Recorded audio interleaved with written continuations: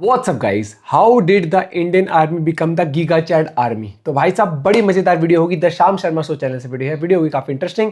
तो चैनल पर अगर आप नए हो तो प्लीज सब्सक्राइब और वीडियो कर दे लाइक 1 2 3 गो।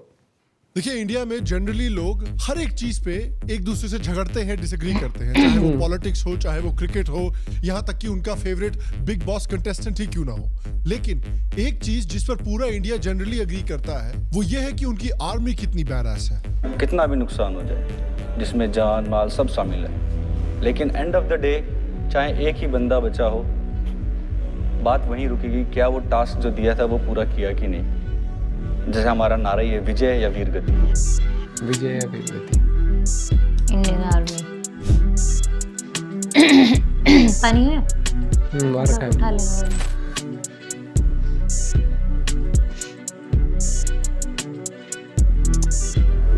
इंडियंस के बारे में एक स्टेरियोटाइप है कि वो कमजोर हैं, लेकिन आप देखिए कि कैसे एक आईटी इंजीनियर्स और डॉक्टर्स और बाबूस के देश ने दुनिया की सबसे बैटल हार्डन्ड और डेडली आर्मी क्रिएट करके रखी हुई है। और क्या आप जानते हैं कि इंडियन आर्मी के पास दुनिया के हाईएस्ट बैटलफील्ड में लड़ने का रिकॉर्ड है सियाचिन ग्लेशियर में। इंडियन आर्मी के पास दुनिया का सबसे बड़ा मिलिट्री सरेंडर एक्सेप्ट करने का भी रिकॉर्ड है 1971 के बांग्लादेश लिबरेशन वॉर में। It's to India now. That country says it has destroyed a militant camp inside Pakistan in an overnight airstrike across the ceasefire border known as the Line of Control. ये Arunachal Pradesh Rare की video. video of a border clash between Indian and Chinese troops has gone viral on social media.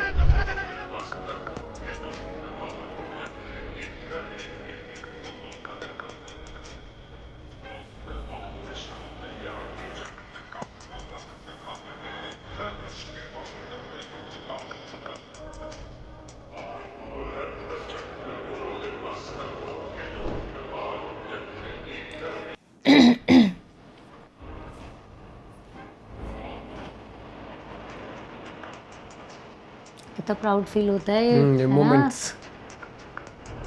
तो हम जानते हैं कि Indian army बहुत strong है, लेकिन एक्चुअली कितनी स्ट्रांग है? इंडियन आर्मी को अगर कंपेयर करें दूसरे सुपर पावर्स की आर्मी से, जैसे कि अमेरिका, रशिया और एक नया राइजिंग सुपर पावर यानी China. आहा, ये बढ़िया क्या है? चाइना। उनके कंपैरिजन में इंडियन आर्मी कितनी स्ट्रांग है। तो देखिए, there is some good news and unfortunately there is also some bad news. तो आइए मिलकर देखते हैं। Good and the bad. क्या हो गया तेरे को? हेलो, शाम शर्मा शो के इस एपिसोड में आपका बहुत The बहुत good, the स्वागत है। bad. मैं हूं सेकुलरिज्म का सीईओ शाम शर्मा शाम और आप शर्मा। सबको सेक्युलर प्रणाम। आप बिलीव नहीं करेंगे, लेकिन एक समय था इंडिपेंडेंस के आसपास जब इंडिया की पॉलिटिकल लीडरशिप ये मानती थी कि इंडियन आर्मी एक्चुअली अननेसेसरी है। नेहरू जी एक समय पर मानते थे कि इंडियन आर्मी की भारत को एक्चुअली जरूरत नहीं है उतनी, और जो भी प्रॉब्लम्स है दूसरे देशों के साथ वो डिप्लोमेटिकली सॉल्व किए जा सकते हैं। उसके बाद लोग सरप्राइज होते हैं कि नेहरू जी की लीडरशिप में इंडिया ने इतनी जमीन कैसे खो दी। जब पाकिस्तान पीओके ले रहा था और चाइना अक्साई चीन ले रहा था तो नेहरू जी ऐसे रिस्पॉन्ड कर रहे थे। यहाँ तक कि आर्मी के साइज को और आर्मी पर होने वाले डिफेंस एक्सपेंडिचर को भी घटा दिया गया था। और इसी के कारण 1962 में जब चाइना ने इंडिया पर अटैक किया तो India was completely अनप्रिपेयर्ड। Thankfully Indira Gandhi के आने के बाद इस दिशा में कुछ सीरियस ध्यान दिया गया। 1962 की ह्यूमिलिएशन के बाद और 1965 के इंडिया पाकिस्तान के वॉर के बाद इंदिरा गांधी की गवर्नमेंट ने research and analysis wing create किया ताकि इंडिया के बाहर फॉरेन देशों में क्या चल रहा है, वो इंडिया के खिलाफ क्या प्लान्स बना रहे हैं, उस उसके ऊपर पर foreign focus intelligence properly systematic तरीके से अच्छा कलेक्ट हो किया जाएगा। जाए। इंदिरा गांधी चाहती थी कि इंडिया की army compare to Nehru ji एक बहुत स्ट्रॉन्ग आर्मी रहे, ताकि पाकिस्तान, चाइना और अमेरिका जैसे सुपर पावर से भी अपने आप को डिफेंड कर सके। और इन सारे एफर्ट्स का नतीजा ये रहा कि 1971 में जब इंडिया पाकिस्तान के बीच में वॉर हुआ तो इंदिरा गांधी की लीडरशिप में इंडियन आर्मी ने सिंगल हैंडेडली पाकिस्तान को वैसे पीटा जैसे आपकी मम्मी आपका रिपोर्ट कार्ड देख के आपको पीटती है, और बांग्लादेश को लिबरेट भी करवाया पाकिस्तान से। इस जीत का एक बहुत बड़ा इफेक्ट पड़ा इंडिया के ऊपर कि भाई इंडियन आर्मी का मोटिवेशन वापस बढ़ा 1962 के बाद। Yes. और इंडिया की आर्मी का जो इमेज था इंडिया के लोगों की आंखों में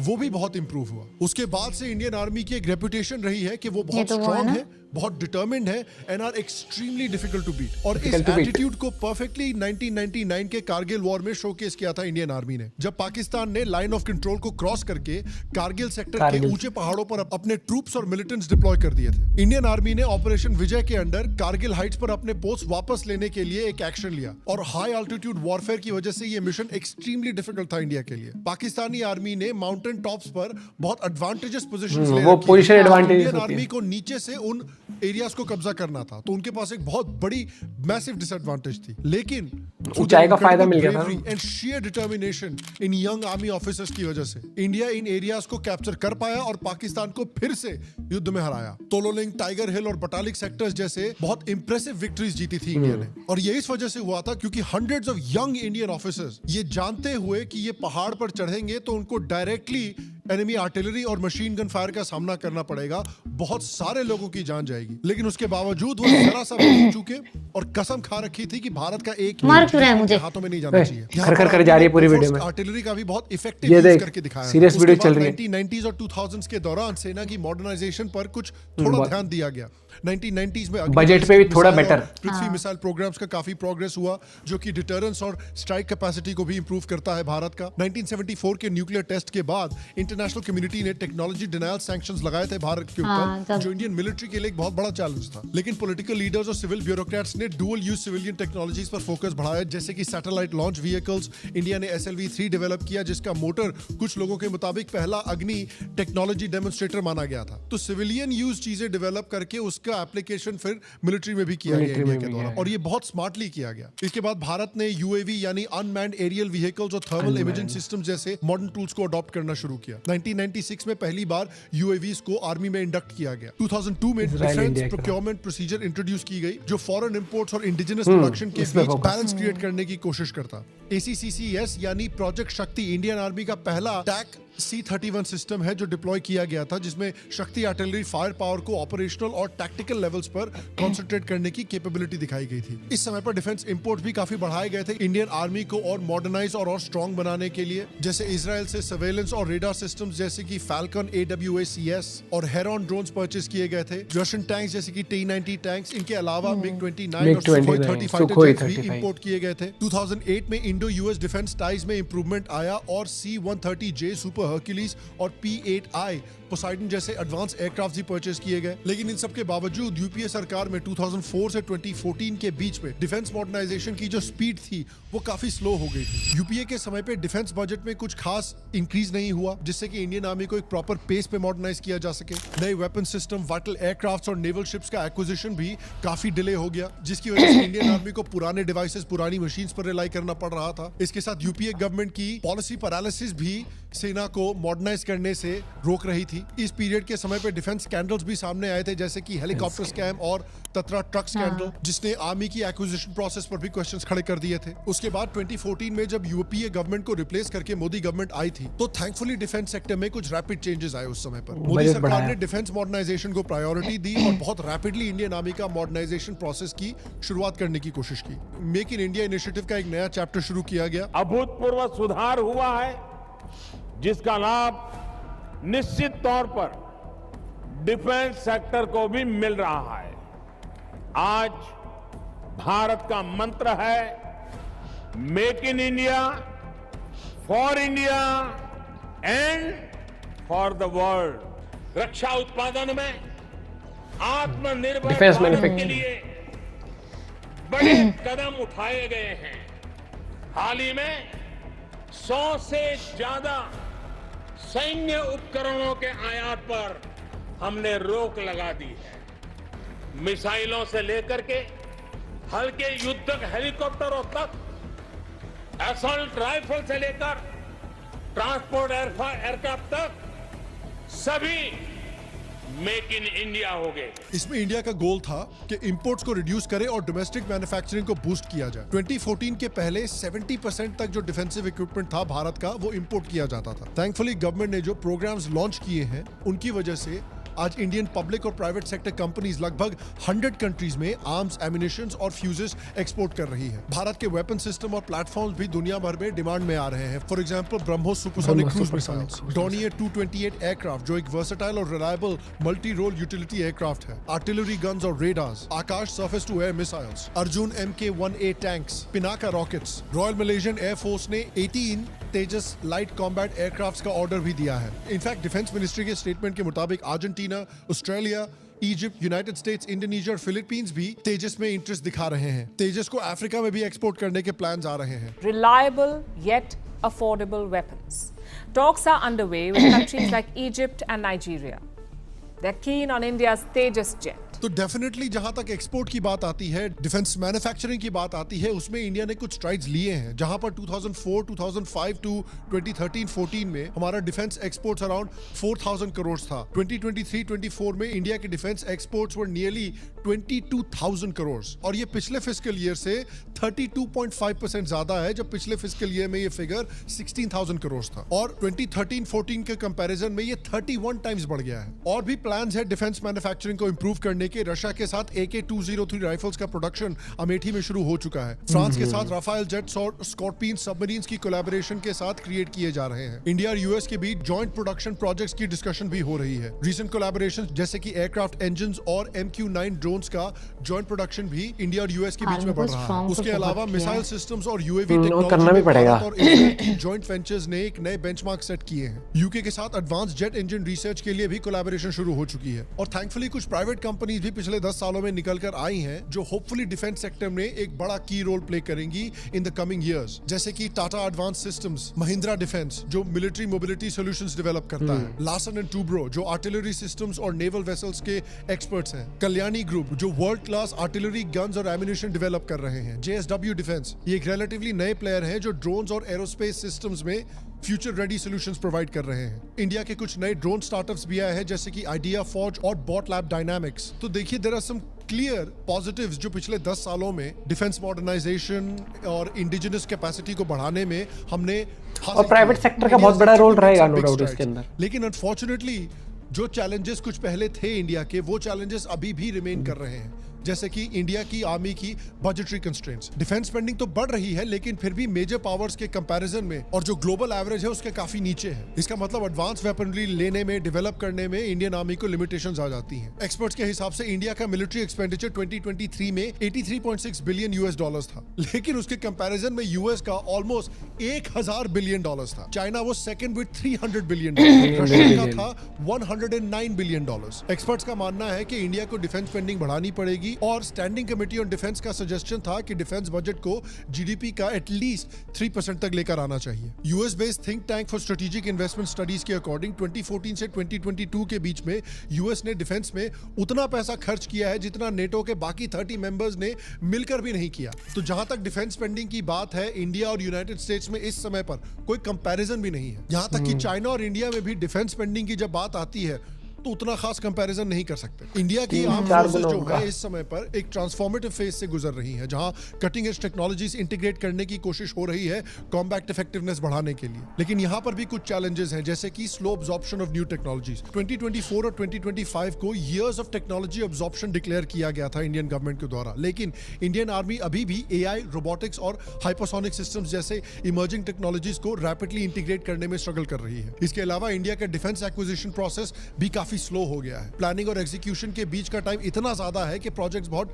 डिले होते रहते हैं। उसके अलावा अभी भी काफी आउटडेटेड इक्विपमेंट जो है वो इंडियन आर्मी यूज कर रही है। बहुत सारे की प्लेटफॉर्म जैसे कि T-72 टैंक्स और बोफोर्स हाउविट्जर्स 50 साल पुराने हो चुके हैं। ये मॉडर्न थ्रेट्स, स्पेशली चाइना के थ्रेट्स को टैकल करने के लिए आई डोंट थिंक रेडी हैं। उसके अलावा गवर्नमेंट इनिशिएटिव्स जैसे कि मेक इन इंडिया और आत्मनिर्भर भारत होने के बावजूद डोमेस्टिक डिफेंस प्रोडक्शन कैपेसिटी अभी भी आर्म्ड फोर्सेस के ग्रोइंग प्रोक्योरमेंट बजट के साथ पेस नहीं रख पा रही है। आज भी इंडिया दुनिया का टॉप आर्म्स इंपोर्टर है। 2014 टू 2018 और 2019 टू 2023 के बीच में 5% का इंक्रीज देखा गया है आर्म्स इंपोर्ट्स में, और नई डिफेंस मैन्युफैक्चरिंग कंपनीज आ रही हैं मार्केट में। उसके बावजूद अभी भी डोमेस्टिक प्रोडक्शन जो है वो काफी लिमिटेड है। उस लेवल का भी हो नहीं पा रहा है। अभी भी इंपोर्ट्स पे बहुत डिपेंड होना पड़ रहा है, डिपेंडेंट। मॉडर्न असॉल्ट राइफल जैसे कि AK-203 राइफल्स की प्रोडक्शन और इंडक्शन अभी भी बहुत स्लो है। जिन प्रोजेक्ट्स पे अभी काम चल रहा है वो भी डिक्लेयर्ड टाइमलाइन से डिले होते जा रहे हैं। हम थोड़े समय पहले बात कर रहे थे कि इंडिया के लिए कितने प्राइड की बात है कि अलग अलग देश की जो आर्मीज है, एयरफोर्स है,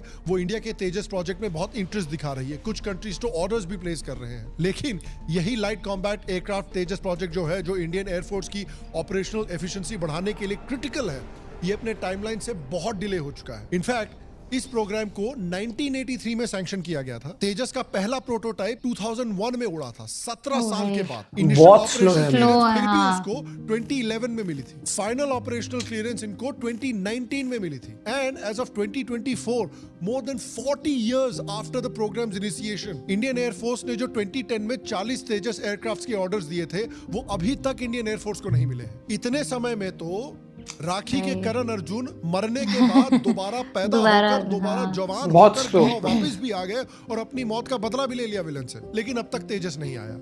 राहुल गांधी पैदा होने के बाद 89 इलेक्शन भी हार चुके हैं, लेकिन अभी तक तेजस नहीं आया। रियासत मदीना जो बनना था वो रियासत पुदीना बन चुका है, लेकिन अभी तक तेजस नहीं आया है। इसका इंपैक्ट यह है कि भारत को अभी भी रशिया और फ्रांस जैसे देशों से फाइटर जेट्स इंपोर्ट करने पड़ते हैं, जैसे कि रफाल जेट्स, और अमेरिका से अपाची हेलीकॉप्टर्स और शिनूक हेलीकॉप्टर्स इंपोर्ट करने पड़ते हैं। इंडिया की जो डिफेंस इंपोर्ट्स हैं वो उसमें से 62% अभी भी इंडिया रशिया से लाता है सिंस 2008। बाकी फ्रांस, यूनाइटेड स्टेट्स और इजराइल से आ रहा है। जबकि नेबरिंग कंट्री जो चाइना है उसने इंपोर्ट्स कट ऑफ कर दिए हैं मोस्टली, और मैक्सिमम डिफेंस इक्विपमेंट जो है वो खुद बना रहा है और खुद यूज भी कर रहा है। इंडिया के वेंडर्स के पास अभी भी वो टेक और इनोवेटिव स्किल्स की कमी है जो क्वालिटी आर्म्स को डेवलप करे और अपग्रेड कर सके। इस वजह से एसेंशियल हार्डवेयर के लिए अभी भी इंपोर्ट करना पड़ रहा है इंडिया को। चाइना इस समय पर 6th जनरेशन फाइटर्स डेवलप कर रहा है और हमारी इंडियन एयरफोर्स अभी भी 5th जनरेशन एयरक्राफ्ट को इंडक्ट नहीं कर पाई है। ये तो एक सीरियस टेक्नोलॉजिकल गैप है जो हमें एक बहुत सीरियस डिसएडवांटेज देता है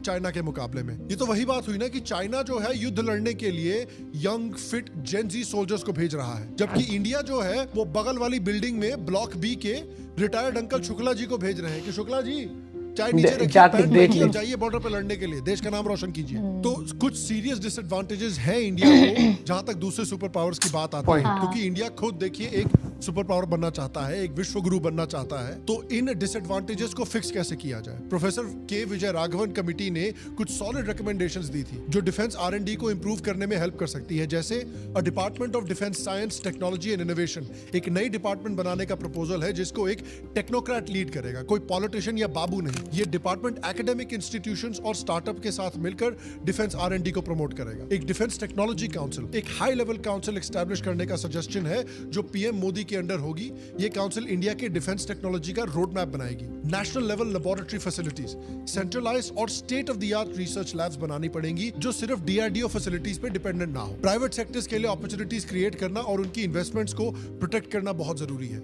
वेपन सिस्टम्स डेवलप करना बहुत ही महंगा काम है, इसलिए गवर्नमेंट पॉलिसीज क्लियर होनी चाहिए और PSUs को सपोर्ट देना चाहिए ताकि प्राइवेट कंपनीज का फाइनेंशियल रिस्क भी कम हो। प्राइवेट सेक्टर्स का डिफेंस प्रोडक्शन में कंट्रीब्यूशन 2023-2024 में 20.8% तक पहुंच गया है, जो 2023 के मुकाबले में 19% से थोड़ा बेहतर है, लेकिन इसको और भी ज्यादा बढ़ाने की जरूरत है। उसके अलावा एक स्पेशलाइज्ड ऑफिसर कार्डर चाहिए जो डिफेंस में स्पेशलाइज्ड ऑफिसर और कार्डर्स हो, जैसे कि साइबर एक्सपर्ट्स, जो सिविल मिलिट्री इंटीग्रेशन के जरिए स्पेसिफिक ट्रेनिंग और एजुकेशन इनको प्रोवाइड करनी पड़ेगी जो फ्यूचर वॉरफेयर की डिमांड्स को मीट करे। और अमेरिका का मॉडल भी डेवलप करना पड़ेगा। देखिए, अमेरिका हेविली प्राइवेट सेक्टर पे डिपेंडेंट है, जैसे लॉकहीड मार्टिन और रेथियन जैसी कंपनीज जो लाओ आप इंजीनियर्स लाओ वहां से, अगर आपको लगता है कि पहली बात तो अपने इंजीनियर्स वहां काम करते हैं बहुत सारे। तो 5 प्राइवेट आर्म्स मैन्युफैक्चरिंग कंपनीज सारी अमेरिका की हैं। और देखिए, डिफेंस सेक्टर को सिर्फ नेशनल सिक्योरिटी की तरफ से भी देखने की जरूरत नहीं है, वो तो है ही, बट डिफेंस सेक्टर एक बहुत प्रॉफिटेबल सेक्टर भी बन सकता है भारत के लिए। एक्सपोर्ट करने के लिए उसको रिड्यूस करके मॉडर्नाइजेशन पर फोकस करेंगे तो इंडिया अपना GDP 2 to 4% से ज्यादा बढ़ा सकता है। इससे मिलियंस ऑफ जॉब्स क्रिएट होगी जो इकोनॉमिक ग्रोथ को बूस्ट करेगा और सेल्फ रिलायंस को प्रमोट करेगा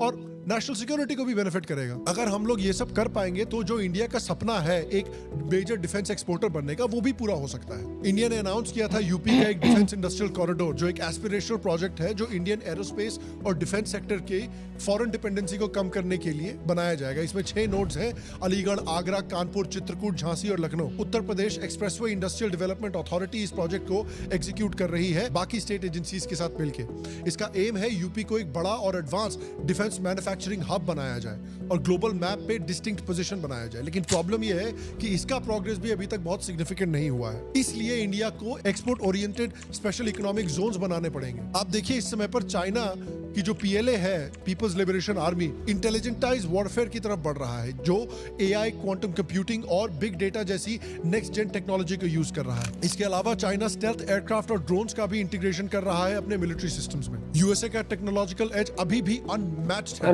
डिफेंस में। एडवांस सिस्टम जैसे कि F-35 फाइटर्स, हाइपरसोनिक मिसाइल्स और साइबर स्पेस कैपेबिलिटीज में भी सबसे आगे है। और इन सारी ओवरऑल टेक्नोलॉजिकल सोफिस्टिकेशन और इंटीग्रेशन में इंडिया, चाइना और US के काफी पीछे है इस समय। अभी जरूरत है कि इंडिया मॉडर्न टेक अडॉप्शन में स्पीड बढ़ाए और AI, ड्रोन्स और एडवांस वेपन सिस्टम्स में अपने एफर्ट्स एक्सेलरेट करें। इंडिया को अपना R&D बजट भी थोड़ा बढ़ाना पड़ेगा। इंडिया का डिफेंस R&D स्पेंडिंग 1% से भी कम है, तो US और चाइना के कंपैरिजन में काफी कम। और देखिए भले ही वॉर हो ना, लेकिन प्रिपेयर होना हमेशा जरूरी होना चाहिए, खासकर इंडिया को, जिसके बगल में एक पाकिस्तान है, दूसरा चाइना है और तीसरा अब आ गया है 100% टर्किश ब्लड बांग्लादेशी। इंडिया ने अपने डिफेंस सेक्टर के टेक्नोलॉजिकल गैप्स को ब्रिज करने के लिए 2025 ईयर ऑफ रिफॉर्म्स डिक्लेयर किया है। यहाँ पर फोकस होगा इमर्जिंग टेक्नोलॉजीज पर, जैसे artificial intelligence, machine learning, robotics, hypersonics. इस तरह की इनिशिएटिव्स देखिए बहुत जरूरी है, क्योंकि टेक्नोलॉजी के बिना मॉडर्न वॉरफेयर में आगे बढ़ना बहुत मुश्किल है। और यही तो आयरनी है अनफॉर्चुनेटली कि इंडियन आर्मी के सोल्जर्स दुनिया के सबसे ब्रेव और टफेस्ट सोल्जर्स में से एक है। उनका डेडिकेशन और कमिटमेंट उन पर किसी भी मॉडर्न आर्मी से कम नहीं है। लेकिन प्रॉब्लम यह है कि उनकी ब्रेवरी और टफनेस को